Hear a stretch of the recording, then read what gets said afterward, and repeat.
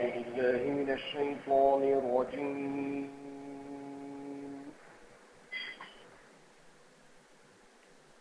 بسم الله الرحمن الرحيم.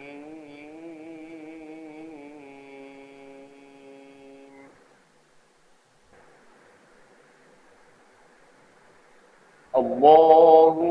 الذي خلقكم من ضعف ثم جعل من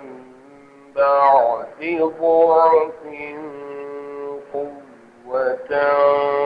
ثم جعل من بعد قوة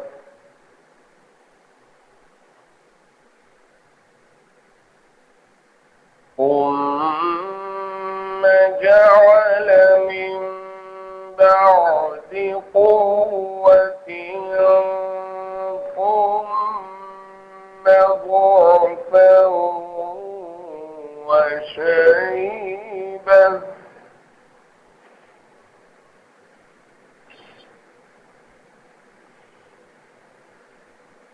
الله الذي خلقكم من ضعف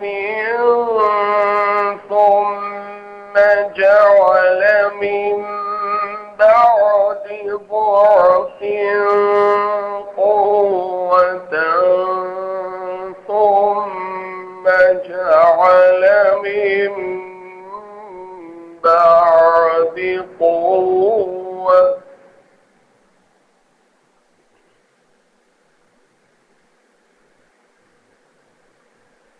ثم جعل من بعد قوة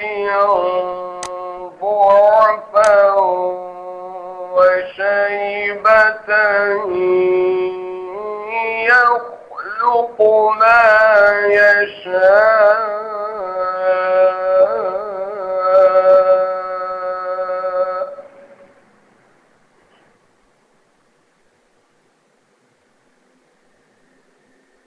وهو العليم القدير.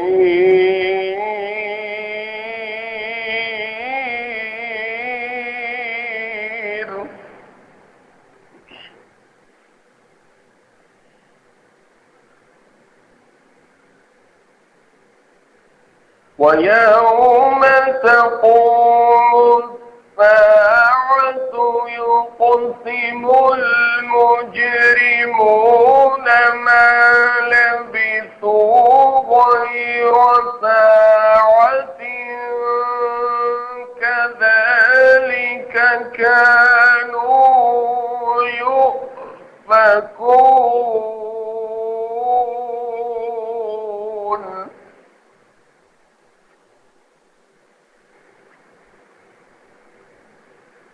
وقال الذين أوتوا العلم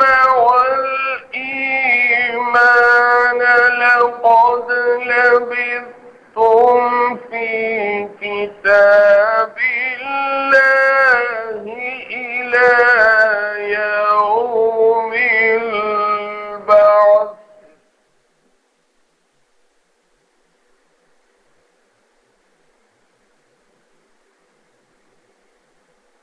فهذا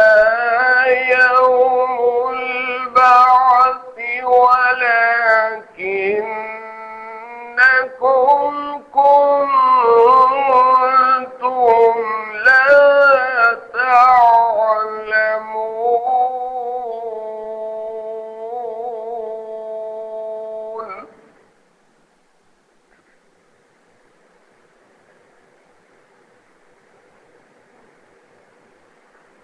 فيومئذ لا ينفع الذين ظلموا معذرتهم ولا هم يستعتبون.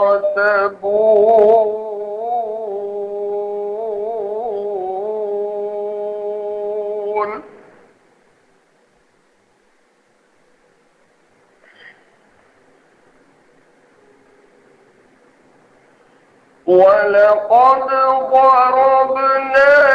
لِلنَّاسِ فِي هَذَا الْقُرْآنِ مِنْ كُلِّ مَثَلٍ وَلَئِنْ جِئْتَهُمْ بِآيَةٍ لَيَقُولَنَّ الذين كفروا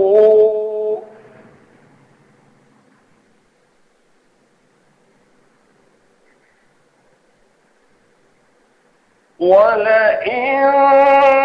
جئتهم بآية ليقولن الذين كفروا إن أنتم إلا مبطلون.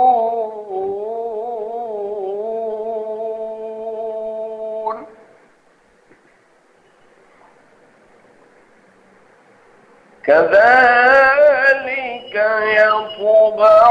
الله على قلوب الذين لا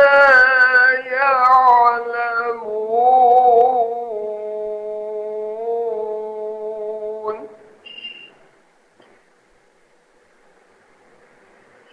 فاصبر إن وعد الله حق ولا يستخفنك الذين لا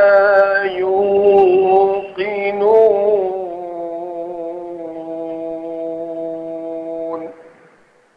صدق الله العظيم. سورہ روم کی آیات 54 سے 60 تک تھی ہے اور یہ سورہ روم کی آخری آیتیں ہیں. ترجمہ سماعت کیجیے. اللہ ہے جس نے بنایا تم کو کمزوری سے، پھر دیا کمزوری کے بعد زور، پھر دے گا زور کے پیچھے کمزوری اور سفید بال. بناتا ہے جو کچھ چاہے اور وہ سب کچھ جانتا ہے، کر سکتا ہے. اور جس دن قائم ہوگی قیامت، قسمیں کھائیں گے گناہگار کہ ہم نہیں رہے تھے ایک گھڑی سے زیادہ اسی طرح سے الٹے جاتے، اور کہیں گے جن کو ملی ہے سمجھ اور یقین، تمہارا ٹھہرنا تھا اللہ کی کتاب میں جی اٹھنے کے دن تک، تو یہ ہے اٹھنے کا دن، پر تم نہیں تھے جانتے. اس دن کام نہ آئے گا ان گناہگاروں کو قصور بخشوانا اور نہ ان سے کوئی منانا چاہے. اور ہم نے بٹھلائی ہے آدمیوں کے واسطے اس قرآن میں ہر ایک طرح کی مثال، اور جو تو لائے ان کے پاس کوئی آیت تو ضرور کہیں وہ منکر، تم سب جھوٹ بناتے ہو. یوں مہر لگا دیتا ہے اللہ ان کے دلوں پر جو سمجھ نہیں رکھتے. سو تو قائم رہ، بے شک اللہ کا وعدہ ٹھیک ہے، اور اکھاڑ نہ دیں تجھ کو وہ لوگ جو یقین نہیں لاتے. سورہ روم کی آخری آیتوں کا جہاں سے تسلسل شروع ہوا تھا وہیں سے اللہ تعالیٰ کی مختلف نشانیوں کا بیان تھا، اور یہاں بھی وہی سلسلہ قائم اور باقی ہے کہ اللہ تعالیٰ نے انسان کو جب وجود بخشا تو انسان بہت ہی کمزور، بہت ہی ناتوان، بڑا ہی ضعیف، بڑا ہی محتاج تھا. لیکن پیدا ہونے کے بعد رفتہ رفتہ اس کے جسم میں طاقت اور توانائی آتی رہی، یہاں تک کہ اللہ تعالیٰ نے اس کو جوانی کی عمر تک پہنچا دیا. اور جوانی میں اس کی جسم کی طاقت اور قوت اپنے عروج پر ہوتی ہے، پورا طاقتور انسان ہو جاتا ہے، ہر کام کر سکنے کی اس کے اندر صلاحیت پیدا ہو جاتی ہے. وہ خود بھی اپنے اندر محسوس کرتا ہے کہ میں جو چاہوں کروں. لیکن اس کے بعد آہستہ آہستہ جوانی بھی جاتی رہتی ہے اور بڑھاپا انسان کو اپنی گرفت میں لینے لگتا ہے، یہاں تک کہ مختلف بیماریوں کا شکار ہوتا ہے، کمزوریاں اس کی بڑھتی جاتی ہیں، اور آخر کار اس کی ضعف اور کمزوری اس کو موت کے گھاٹ اتار دیتی ہے۔ یہ انسان کی زندگی کی ایسی اٹل حقیقت ہے جس کو کوئی بڑے سے بڑا انسان آج تک انکار نہیں کر سکا۔ زندگی کے جو حالات ہیں ہر انسان اس سے گزرتا ہے، کبھی کوئی خوشحالی کے حالتوں سے گزرتا ہے، کبھی کوئی بدحالی سے گزرتا ہے۔ ہر انسان کی زندگی میں ایسے کئی موقع آتے رہتے ہیں کہ وہ کبھی بڑا خوشحال ہے، کبھی بڑا صحت مند ہے، کبھی تمام حالات اس کے سازگار ہیں، لیکن کبھی ایسا بھی ہوتا ہے کہ کئی بار وہ سب کچھ رکھنے کے باوجود اپنے آپ کو بے بس، لاچار اور محتاج پاتا ہے۔ ایسے ہی حالات کا ذکر کیا گیا اور پھر انسان کی زندگی کے حقیقت کی طرف اس کی توجہ مبذول کرائی گئی کہ انسان کو دیکھنا چاہیے کہ یہ سب کچھ کون کر رہا ہے۔ پہلے ہی لفظ میں اللہ تعالیٰ نے اس حقیقت کو واضح کر دیا کہ اللہ الذی خلقکم من ضعف، وہ اللہ ہے جس نے تم کو کمزوری میں پیدا کیا، ثم جعل من بعد ضعف قوة، اور پھر اس کے بعد تمہاری کمزوری کو طاقت میں تبدیل کر دیا، ثم جعل من بعد قوة ضعفا وشیبا، اور پھر اس طاقت اور قوت کو اللہ تعالیٰ نے دوبارہ کمزوری میں تبدیل کیا، یہاں تک کہ تمہارے بال بھی سفید ہو گئے، یعنی تم بڑھاپے کو پہنچ گئے۔ یخلق ما یشاء، وہ جس کو چاہتا ہے پیدا کرتا ہے، جو چاہے پیدا کرنے والا ہے۔ وہو العلیم القدیر، وہ بڑا جاننے والا اور بہت کچھ کر سکنے والا، پوری قدرت رکھنے والا ہے۔ وَيَوْمَ تَقُومُ السَّاعَةُ يُقْسِمُ الْمُجْرِمُونَ، جب انسان کو یہ حقیقت معلوم ہو گئی ہے کہ اس کا پیدا کرنے والا اللہ ہے، تو وہ اللہ ہی ایسی بھی قدرت رکھتا ہے، ایسا بھی علم رکھتا ہے کہ جس کی وجہ سے وہ قیامت کو قائم کرے گا اور مجرموں کو تقسیم کر دے گا۔ ما لبثوا غیر ساعۃ، اور یہ مجرم ایسے ہیں جو اس گھڑی کو یعنی قیامت کی گھڑی کو مانتے نہیں ہیں۔ کذالک کانوا یؤفکون، یہ اس حقیقت سے الٹے پھرے چلے جا رہے ہیں۔ مشرکین اور کفار جو ہیں وہ قیامت کے منکر ہیں اور اس کو ماننے کے لیے تیار نہیں ہیں۔ جب کبھی ان کے سامنے قیامت کا ذکر کیا جاتا ہے تو وہ الٹے پاؤں پھرے جاتے ہیں۔ فقال الذین اوتوا العلم والایمان لقد لبثتم فی کتاب اللہ الی یوم البعث، لیکن جو لوگ عقل رکھتے ہیں، علم رکھتے ہیں، ایمان ان کو نصیب ہو چکا ہے، تو وہ کیا کہتے ہیں؟ لقد لبثتم فی کتاب اللہ الی یوم البعث، کہ دیکھو یہ بات اللہ کی کتاب میں طے ہے، یہ ایک اصل حقیقت ہے کہ اللہ تعالیٰ تم کو مرنے کے بعد دوبارہ زندہ کرے گا۔ قیامت کے دن کا اٹھنا اور اس دن کا زندہ ہونا یہ ایک حقیقت ہے۔ فَهَذَا يَوْمُ الْبَعْثِ وَلَكِنَّكُمْ كُنْتُمْ لَا تَعْلَمُونَ، تو یہ ہے اٹھنے کا دن پر تم نہیں تھے جانتے۔ جب قیامت کے دن تمام لوگ اٹھا دیے جائیں گے تو اس وقت کفار و مشرکین کو خاص طور سے یہ بات یاد دلائی جائے گی کہ یہی وہ دن ہے جس کے تم انکار کیا کرتے تھے۔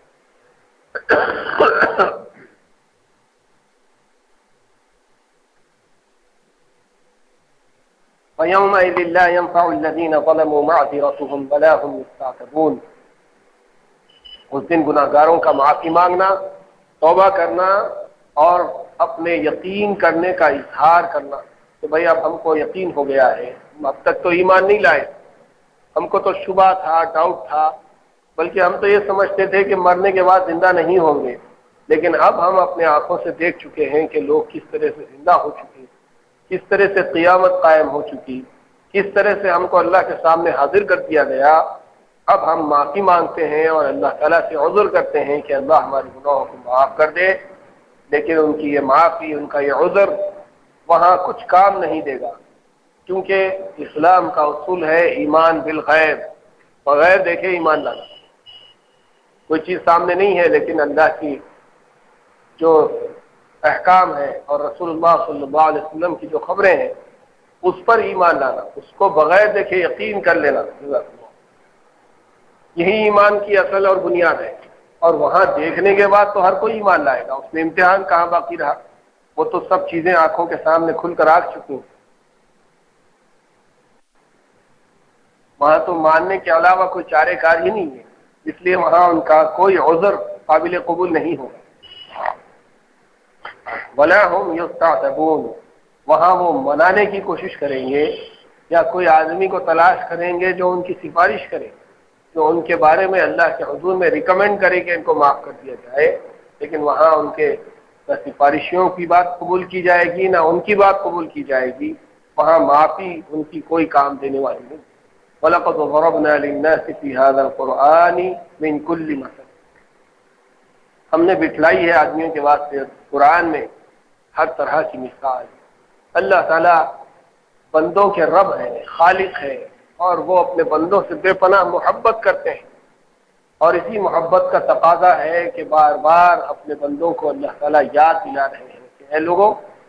اللہ کی حقیقت کو پہچانو، موت کے بعد کی زندگی کے اوپر یقین لاؤ، قیامت پر یقین رکھو، اور ایسے عمل کرو جو تمہیں جہنم کی آگ سے بچا لے۔ مختلف مقامات پر مختلف انداز میں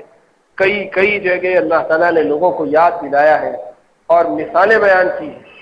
یہاں پر بھی ایسی مثال بیان کر دی گئی کہ انسان کو یہ سب مثالوں کے ذریعے سے سمجھ لینا چاہیے کہ اس کا کیا ہونے والا ہے، وہ کہاں سے آیا ہے، کس نے اس کو پیدا کیا ہے، کہاں اس کو جانا ہے، کن حالات سے اس کو دوچار ہونا پڑے گا۔ یہ تمام باتیں اللہ تعالیٰ نے قرآن مجید میں واضح طور پر بیان کر دی اور مثالیں دے کر بھی سمجھا دیا۔ وَلَئِن جِئْتَهُم بِآيَةٍ لَّيَقُولَنَّ الَّذِينَ كَفَرُوا إِنْ أَنتُمْ إِلَّا مُبْطِلُونَ، جب ایسی واضح مثالیں، جب ایسی کھلی ہوئی باتیں انسان کو قرآن میں یاد دلائی جاتی ہیں تو اہل کفر جو ہوتے ہیں، کافر جو ہوتے ہیں، انکار کرنے والے لوگ، وہ سب یہ کہنے لگتے ہیں کہ یہ تو سب جھوٹی باتیں ہیں، باطل باتیں ہیں، نہیں ہونے والی باتیں ہیں، انہونی ہے، امپاسبل ہے، ایسا ہو نہیں سکتا، وہ تو اس طرح سے کہتے ہیں۔ تو یہ ان کا کہنا اور دنیا میں ان کا ایمان نہ لانا، قیامت میں اور جب سب کچھ اپنی آنکھوں سے دیکھ لیں گے اس وقت پچھتانے سے کوئی فائدہ نہ دے گا۔ كَذَلِكَ يَطْبَعُ الَّذِينَ عَلَى قُلُوبِ الَّذِينَ لَا يَعْلَمُونَ، یوں مہر لگا دیتا ہے اللہ ان کے دلوں پر جو سمجھ نہیں رکھتے۔ دنیا میں تو ہیں، دنیا کے بارے میں بڑی عقل رکھتے ہیں، بڑی بصیرت رکھتے ہیں، دور دور کی پلاننگ اور منصوبے بناتے ہیں، لیکن اس کے باوجود قیامت کے بارے میں، اللہ کے احکام کے بارے میں، رسول اللہ کی تعلیمات کے بارے میں بڑے اندھے، بہرے، گونگے اور بڑے ناسمجھ واقع ہوئے ہیں، اور ان کی اسی ناسمجھی کو اللہ تعالیٰ نے کہا ہے کہ اللہ تعالیٰ نے ان کے دلوں پر مہر لگا دی ہے۔ واضح نشانیاں دیکھنے، سننے اور یقین کی کیفیت کو پہنچنے کے باوجود ماننے کے لیے تیار نہیں ہوتے، تو یہ ان کی کیفیت ہے جس کو اللہ تعالیٰ نے فرمایا یطبع اللہ علی قلوب الذین لا یعلمون، ان کے دلوں پر اللہ تعالیٰ مہر لگا دیتا ہے، اس کے بعد ان کو کوئی بات سمجھ میں نہیں آتی۔ فاصبر ان وعد اللہ حق ولا یستخفنک الذین لا یوقنون، تو اے نبی صلی اللہ علیہ وسلم آپ صبر کیجیے، اور صبر کے ساتھ ساتھ آپ مستقل مزاجی کا مظاہرہ کیجیے، اولو العزمی کا مظاہرہ کیجیے۔ ان وعد اللہ حق، بے شک آپ کے رب کا وعدہ، اللہ کا وعدہ بالکل حق ہے۔ ولا یستخفنک الذین لا یوقنون، جو لوگ یقین نہیں کرتے وہ کہیں آپ کے قدم اکھاڑ نہ دیں، یعنی ایسی چالیں چلتے ہیں یہ لوگ، ایسی سازشیں کرتے ہیں، ایسے منصوبے بناتے ہیں، ایسی پلاننگ کرتے ہیں کہ جس کی وجہ سے بہت کم امکان ہے، لیکن اس کم امکان کو بھی آپ ختم فرما دیجئے، اور پورے صبر کے ساتھ، استقامت کے ساتھ آپ جمے رہیے۔ کہیں ایسا نہ ہو کہ یہ لوگ آپ کو آپ کے مشن سے ہٹا نہ دیں، آپ کے قدم لڑکھڑا نہ دیں۔ یہ سورہ روم کی آخری آیتوں کا ترجمہ ابھی آپ نے سماعت کیا ہے۔ اب اس سلسلے میں جو معارف و مسائل ہیں اس کو سماعت کیجیے، اس کے بعد معارف قرآن کی تفسیر کی ہے جلد ششم، چھٹی جلد جو ہے وہ بھی ختم ہو جائے گی، سورہ روم کی تفسیر بھی اختتام کو پہنچے گی۔ اس صورت کا بڑا حصہ منکرین قیامت کے شبہات کے ازالے سے متعلق ہے، جس کے لیے حق تعالیٰ کی قدرت مطلقہ کاملہ اور حکمت بالغہ کی بہت سی آیات اور نشانیاں دکھلا کر غافل انسان کو غفلت سے بیدار کرنے کا سامان کیا گیا ہے۔ مذکور صدر پہلی آیت میں ایک نئے انداز سے اسی مضمون کا اثبات ہے، وہ یہ کہ انسان اپنی طبیعت سے جلد باز واقع ہوا ہے، سامنے کی چیزوں میں لگ کر ماضی اور مستقبل کو بھلا دینے کا عادی ہے، اور اس کی یہی عادت اس کو بہت سی مہلک غلطیوں میں مبتلا کرتی ہے۔ جس وقت انسان جوان ہوتا ہے اس کی قوت اپنے شباب پر ہوتی ہے، یہ اپنی قوت کے نشے میں کسی کو کچھ نہیں سمجھتا، حدود پر قائم رہنا اس کو دوبھر معلوم ہوتا ہے۔ اس کو متربع کرنے کے لیے اس آیت میں قوت و ضعف کے اعتبار سے انسانی وجود کا ایک مکمل خاکہ پیش کیا گیا ہے، جس میں دکھلایا ہے کہ انسان کی ابتدا بھی کمزور ہے اور انتہا بھی۔ درمیان میں بہت تھوڑے دنوں کے لیے اس کو ایک قوت ملتی ہے۔ عقل کا تقاضا یہ ہے کہ ان چند روزہ قوت کے زمانے میں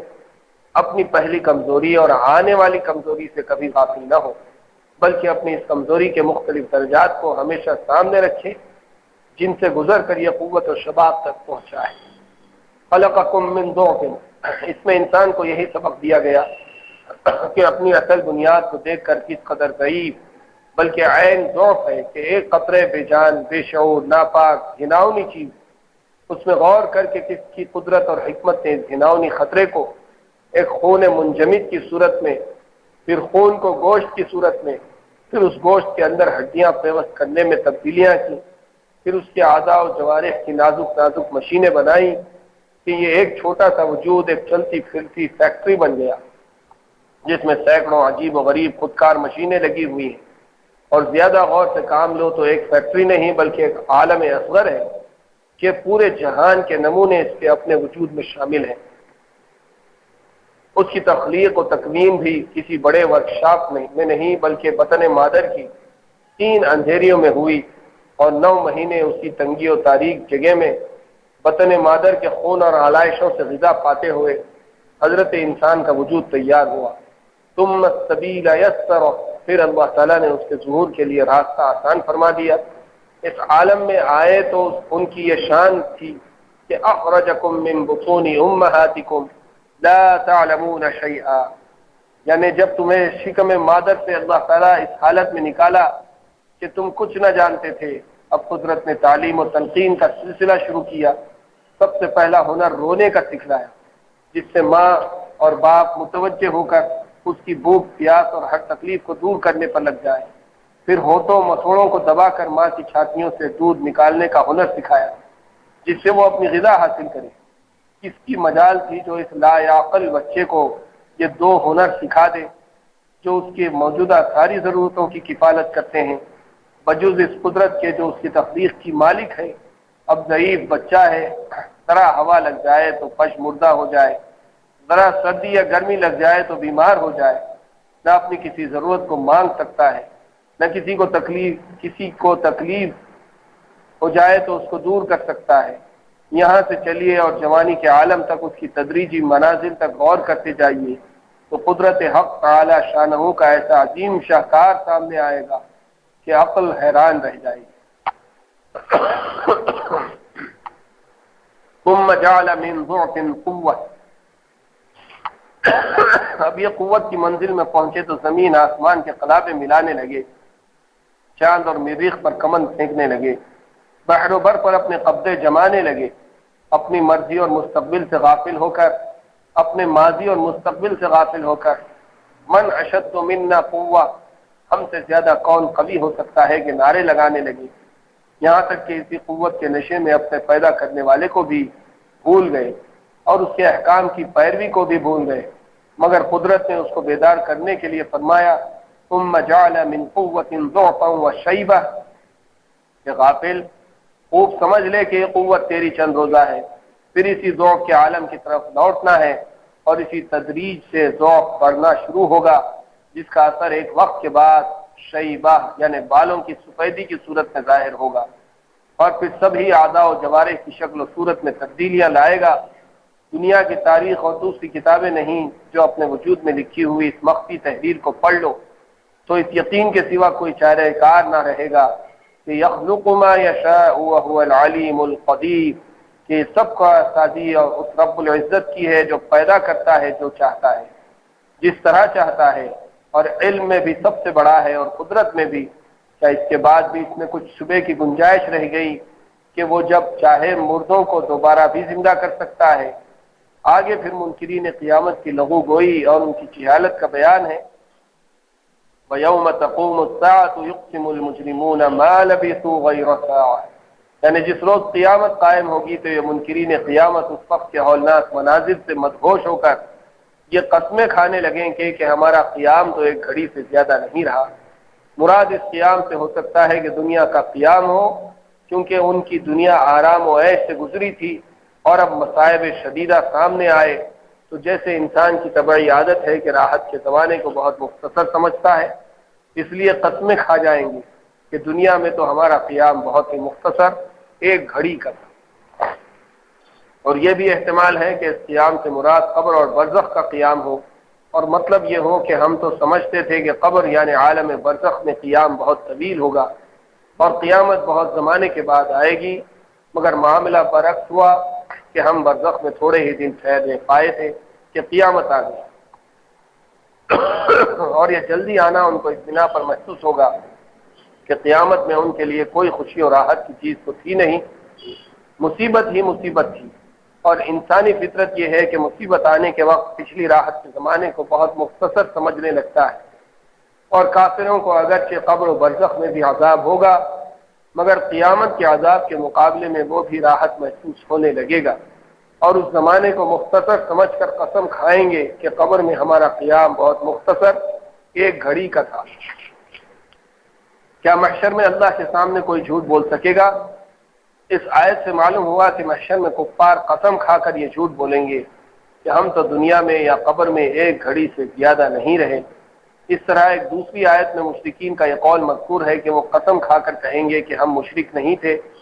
واللہ ربنا ما کننا مشرکین۔ وجہ یہ ہے کہ محشر میں رب العالمین کی عدالت قائم ہوگی، وہ سب کو آزادی دے گے کہ جو چاہے بیان دے، جھوٹ بولے یا سچ بولے، کیونکہ رب العزت کو ذاتی علم بھی پورا ہے اور عدالتی تحقیقات کے لیے وہ ان کے اقرار کرنے نہ کرنے کا محتاج نہیں۔ جب انسان جھوٹ بولے گا تو ان کے منہ پر مہر لگا دی جائے گی اور اس کے ہاتھ پاؤں اور کھال اور بال سے شہادت لی جائے گی، وہ سچ مچ سارا واقعہ بیان کر دیں گے، جس کے بعد اس کو کوئی حجت باقی نہ رہے گی۔ الیوم نختم علی افواہہم وتکلمنا ایدیہم، اس کا یہی مطلب ہے۔ اور قرآن کریم کی دوسری آیتوں سے معلوم ہوتا ہے کہ محشر میں مختلف مواقف ہوں گے، ہر موقف کے حالات الگ الگ ہیں۔ ایک موقف وہ بھی ہوگا جس میں بغیر اذن الہی کسی کو بولنے کا اختیار نہ ہوگا، اور وہ صرف سچ اور صحیح بات ہی بول سکے گا، جھوٹ پر قدرت نہ ہوگی، جیسا ارشاد ہے لا يتکلمون الا من اذن له الرحمن وقال صوابا۔ موقف کا مطلب ہے مختلف وہاں پر حصے ہوں گے یا حالات ہوں گے، ہر تھوڑے وقت کے بعد انسان کو مختلف حالات سے گزارا جائے اور وہاں پر اس کو کھڑا کیا جائے۔ کہیں پر تو صورتحال یہ ہوگی کہ انسان کو پوری آزادی دی جائے گی کہ وہ اپنے صفائی میں جو چاہے کہے، اس کو پورا اختیار ہے، اور وہ جو اس کے اعمال اس کے سامنے رکھے جائیں گے تو اس کے بارے میں اس کو اختیار دیا جائے گا کہ بھئی یہ تمہارا اعمال نامہ ہے، اس میں نیکیاں بھی ہیں، برائیاں بھی ہیں، تمہارے عقائد بھی ہیں، سچے ہیں یا غلط ہیں یا کیا ہے، اس کے بارے میں بتاؤ تمہارا دنیا میں کیا حال تھا۔ تو ایک موقف ایسا ہوگا، ایک موقع گویا کہ ایسا ہوگا، وہاں پر انسان کو آزادی ہوگی کہ جو چاہے کہے۔ چونکہ آزادی ہوگی اس لیے انسان سچ کو جھوٹ قرار دینے کی کوشش کرے، اور وہ کہے گا کہ بھائی ہم تو دنیا میں مانتے تھے اور جانتے تھے، یہ برائی ہم نے نہیں کی، ہم اتنے گناہگار تو نہیں تھے جتنے کہ ہمارے سامنے گناہ لا کر رکھ دیے گئے ہیں، ہم تو بہت ساری نیکیاں کرتے تھے وغیرہ۔ لیکن کچھ دیر ان کو آزادی دینے کے بعد جب وہ بہت کچھ بولنے لگیں گے اور یہ محسوس کریں گے کہ ہم تو بول سکتے ہیں، یہاں بولنے لگیں گے، تو اچانک پھر ان کے بعد ان کے منہ پر مہر لگا دی جائے گی، اور پھر ان کے ہاتھوں کو، پیروں کو، زبان کو اور ان کی کھال اور بال کو، غدیے کے جسم کے ہر حصے کو خود سے بولنے کی اللہ تعالیٰ قدرت عطا کریں گے، اور اس کے ہاتھ، اس کے پیر، اس کی آنکھیں، اس کے کان، اس کے جسم کے تمام اعضاء، قرآن مجید میں تو 2-3 چیزوں کا ذکر کیا گیا ہے، لیکن مراد اس سے یہ ہے کہ جسم کے وہ سب اعضاء اس کے بارے میں کہیں گے کہ ہم سے کیا کام لیا گیا، ہاتھ کہے گا کہ اس سے کیا کام لیا گیا، پیر کہے گا کہ اس سے کہاں چلا گیا، آنکھ کہے گی کہ اس سے کیا دیکھا گیا، زبان کہے گی کہ اس سے کیا کہلوایا گیا۔ اس کے بعد پھر انسان کو بولنے کی قدرت ہوگی تو وہ اپنے اعضاء کو تنبیہ کرے گا کہ اے نادانو، اے کمبختو، تمہیں جہنم سے بچانے کے لیے تو میں جھوٹ بول رہا تھا، اور آج تم خود میرے خلاف گواہی دے رہے ہو۔ آخر تمہیں کس نے بولنے کی صلاحیت دی؟ تو وہ اس کے اعضاء جسم کہیں گے کہ آج ہم کو اسی اللہ نے بولنے کی قدرت عطا فرمائی ہے جس خدا نے تم کو پہلے بولنے کی قدرت عطا فرمائی ہے۔ اس کے بعد حجت قائم ہو جائے۔ تو ایک موقف تو یہ ہوگا، اور ایک موقف وہ ہوگا کہ وہاں پر اللہ تعالیٰ کی جلال اور جبروت کا ایسا اظہار ہوگا، اس کا ایسا غلبہ ہوگا کہ انسان، جنات، ملائکہ، انبیاء اور رسول سب کے اوپر ہیبت طاری ہو جائے گی،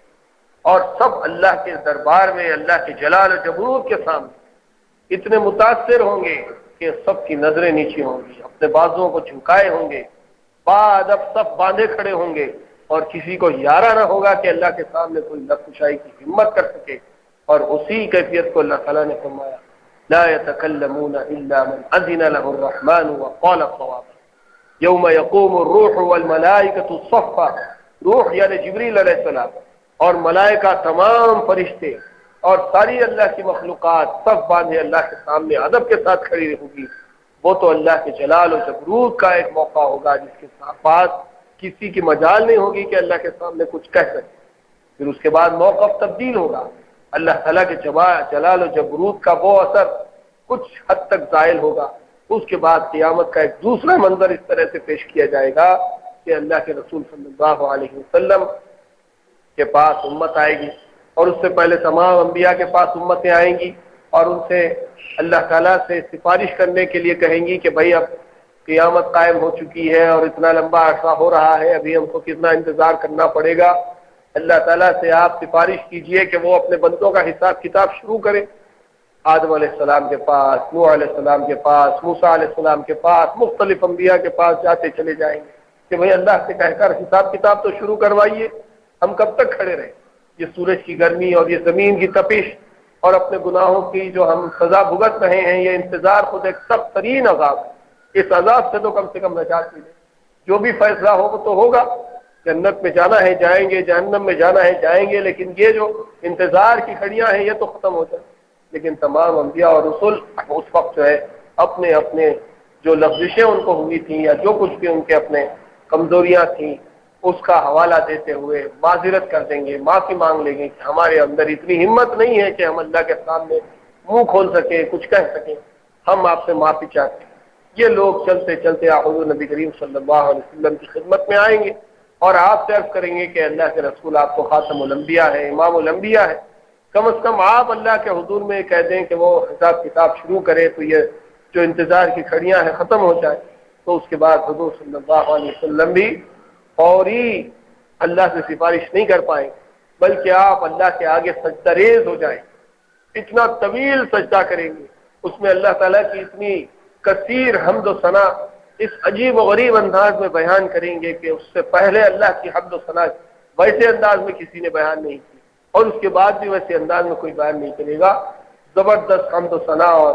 اپنے امت کو بخش پانے کے لیے اور حساب کتاب کے شروع کرنے کے لیے احادیث میں آتا ہے کہ آپ صلی اللہ علیہ وسلم کا سجدہ 1 ہفتہ طویل ہوگا قیامت کے، جیسے دنیا میں 1 ہفتے کا ٹائم ہوتا ہے قریب اتنا ہی ٹائم ہوگا، اتنا طویل سجدہ آپ فرمائیں گے، یہاں تک کہ اللہ تعالیٰ کی رحمت جوش میں آئے گی اور اپنے محبوب سے کہا جائے گا کہ اے محمد صلی اللہ علیہ وسلم اب بس کیجئے اور اپنا سر اٹھائیے اور اپنے رب سے سفارش کیجئے کہ وہ لوگوں کا حساب کتاب شروع کرے۔ تو اس وقت اللہ تعالیٰ حساب کتاب شروع کرے۔ یہ ایک موقع ہو۔ اس طرح سے مختلف مواقف کا ذکر مختلف احادیث اور مختلف آیات میں آیا ہے۔ کہیں پر یہ ہوگا کہ وَامْتَازُوا الْيَوْمَ أَيُّهَا الْمُجْرِمُونَ کی ندا لگائی جائے کہ اے مجرموں اب تم نیک لوگوں سے الگ ہو جاؤ، نیک لوگوں کی جماعت الگ، ان کا سیکشن الگ کر دیا جائے گا، گناہ گاروں کا سیکشن الگ کر دیا جائے گا، کفار و مشرکین کا سیکشن الگ کر دیا جائے گا، مومنین کا سیکشن الگ کر دیا جائے گا۔ پھر مومنین میں جو فسق و فجور کے اندر مبتلا تھے، گناہ گار تھے، بے نمازیوں کا سیکشن الگ ہوگا، گناہ گاروں کا سیکشن الگ ہوگا۔ پھر عبادتوں میں بھی جو مخصوص عبادت کو اپنائے ہوئے ہیں، جیسے کہ اللہ تعالیٰ نے قرآن مجید میں ان کی صفات بیان کی ہیں کہ ساجدین کثرت سے سجدہ کرنے والے، راکعین کثرت سے رکوع کرنے والے، اور قانتین قناعت کرنے والے، اپنے آپ کو جھکا دینے والے، توابین توبہ کرنے والے، طیبین پاک اور صاف رہنے والے، وغیرہ وغیرہ مختلف قسم کے جو لوگ ہوں گے، ہر ایک گروہ الگ الگ الگ کر دیا جائے۔ کثرت سے روزے رکھنے والے، کثرت سے تلاوت کرنے والے، کثرت سے نماز پڑھنے والے، زیادہ حج کرنے والے، خیر خیرات کرنے والے، جہاد کرنے والے، صبر کے اوپر قائم رہنے والے، سب کے گروپ الگ الگ کر دے کے اللہ تعالیٰ ان کے اعتبار سے ان کے منازل اور ان کے جو درجات ہیں اس کے اعتبار سے ان کا حساب کتاب کریں گے اور ان کا معاملہ کریں گے۔ اسی طرح جو گناہ گار ہیں، سودخواروں کا درجہ الگ، رشوت خوروں کا معاملہ الگ، چوروں ڈاکوؤں کا معاملہ الگ، زانیوں کا الگ، اس طرح سے گناہوں کے بھی زمرے الگ الگ بنا دیے جائیں، ان کے سیکشن الگ الگ کر دیے جائیں گے اور اس اعتبار سے ان کو جہنم نصیب کیا جائے۔ یہ تمام کام ہوں گے قیامت کے لیے، اور انہی مختلف سیکشنز کو موقف کہا گیا کہ یہ موقف ہوں گے۔ کہیں پر انسان کو آزادی ہوگی، کہیں پر انسان کے لبوں پر تالا ڈال دیا جائے گا۔ یہ سب حالات سے قیامت سے گزرنا پڑے گا۔ قبر میں کوئی جھوٹ نہ بول سکے گا۔ اس کے برخلاف قبر کے سوال و جواب میں احادیث صحیحہ میں مذکور ہے کہ جب کافر سے پوچھا جائے گا کہ تیرا رب کون ہے اور محمد مصطفیٰ صلی اللہ علیہ وسلم کون ہے، تو وہ کہے گا ہا لا ادری، یعنی ہائے ہے میں کچھ نہیں جانتا۔ اگر وہاں جھوٹ بولنے کا اختیار ہوتا تو کیا مشکل تھا، کہہ دیتا کہ میرا رب اللہ ہے اور محمد صلی اللہ علیہ وسلم اللہ کے رسول ہے۔ تو یہ ایک عجیب بات ہے کہ کافر لوگ اللہ کے سامنے تو جھوٹ بولنے پر قادر ہوں گے اور فرشتوں کے سامنے جھوٹ نہ بول سکیں گے۔ مگر غور کیا جائے تو کچھ تعجب کی بات نہیں۔ وجہ یہ ہے کہ فرشتے نہ تو عالم الغیب ہیں، نہ ان کو کوئی اختیار ہے کہ ہاتھ پاؤں کی گواہی لے کر اس پر حجت قائم کر دیں۔ اگر ان کے سامنے جھوٹ بولنے کا اختیار ہوتا تو سب کافر عاجز، سب کافر فاجر عذاب قبر سے بے فکر ہو جاتے، بخلاف اللہ جل شانہ کہ وہ دلوں کے حال سے بھی واقف ہے اور اعضاء و جوارح کی شہادت سے اس کا جھوٹ کھول دینے پر قادر ہے۔ اس لیے محشر میں آزادی دے دینا عدالت انصاف میں کوئی خلل پیدا نہیں کرتا۔ قبر کا بھی تذکرہ کیا گیا کہ قبر میں جب مردے کو لٹا دیا جاتا ہے تو کافر ہو یا مومن، اس سے پہلے 3 سوال کیے جاتے ہیں، اللہ کے بارے میں، رسول کے بارے میں، اور پھر اس کے عقیدے کے بارے میں کہ تمہارا دین کیا ہے، تمہارا رب کون ہے، تمہارے رسول کون ہے۔ تو وہاں پر جو مومن ہوگا وہ تو صاف صاف جواب دے گا کہ میرا رب اللہ ہے، میرے رسول محمد صلی اللہ علیہ وسلم ہے، میرا دین اسلام ہے۔ لیکن جو کافر ہوگا وہ وہاں جھوٹ نہیں بول سکے گا۔ رب کے بارے میں سوال ہوگا تو وہ ہائے ہائے کرے گا، افسوس کا اظہار کرے گا۔ رسول کے بارے میں پوچھا جائے گا تو افسوس کا اظہار کرے گا۔ دین اور مذہب کے بارے میں پوچھا جائے گا تو افسوس کا اظہار کرے گا۔ تو یہ روایت سے معلوم ہوتا ہے کہ قبر میں تو جھوٹ بولنے کا کوئی اختیار نہیں ہے اور جو حقیقت ہے وہی بولنا پڑے گا۔ لیکن قیامت میں ایک موقع انسان کو دیا جائے گا، وہ چاہے تو جھوٹ بول سکتا ہے لیکن فوری وہاں پر پھر اس کے اوپر حجت قائم ہو جائے گی، اس کے خلاف گواہ اکٹھے کیے جائیں گے، لوگوں کے صورت میں نہیں بلکہ اسی کے جسم کے اعضاء اس کے خلاف گواہی دیں گے اور اس کا جھوٹ وہاں پر ثابت کر دیا جائے گا۔ یہ قیامت کے بارے میں مختلف احوال سورہ روم کی آخری آیات میں ہمارے سامنے آئی ہیں۔ اس سے پہلے کہا جا چکا ہے کہ سورہ روم مکی ہے اور مکی صورتوں کا انداز یہی ہے کہ اس میں اللہ کے بارے میں اور قیامت کے بارے میں، عقائد اسلام کی بنیادوں کے بارے میں زیادہ تفصیلات آتی ہیں، اور ہم نے پورے سورہ روم کے اندر اس کی بہت اچھی خاص جھلک دیکھی ہے کہ اس کے اندر اللہ تعالیٰ کی قدرت کی نشانیاں اور قیامت کے قائم ہونے پر دلائل قائم کیے گئے ہیں، اور جو صورتیں مدنی ہوتی ہیں اس کے اندر احکام ہوتے ہیں دینی، اور دنیا کے اندر اللہ تعالیٰ انسان کو زندگی گزارنے کے لیے جو احکام دیے ہیں اس کی تفصیلات ہوتی ہیں۔ تو یہ سورہ روم مکی تھی، یہ ختم ہوئی ہے، اور اس کے بعد انشاءاللہ اس کے بعد کی آگے کی صورت آئندہ اتوار کو شروع کی جائے گی۔ اسی طرح یہ معرف القرآن کی 6 جلد کا بھی الحمدللہ اختتام ہوا ہے۔ اللہ تعالیٰ سے دعا کیجیے کہ جو کچھ کہا سنا گیا ہے اللہ تعالیٰ ہم سب کو عمل کی توفیق عطا فرمائے۔ الحمدللہ رب العالمین، اللہم صل علی سیدنا محمد وعلی آل سیدنا محمد وبارک وسلم۔ ربنا ظلمنا انفسنا وان لم تغفر لنا وترحمنا لنكونن من الخاسرين، اللهم ارحمنا بالقرآن العظيم واجعله لنا إماما ونورا وهدى ورحمة، اللهم ذكرنا منه ما نسينا وعلمنا منه ما جهلنا وارزقنا تلاوته آناء الليل وآناء النهار واجعله لنا حجة يا رب العالمين،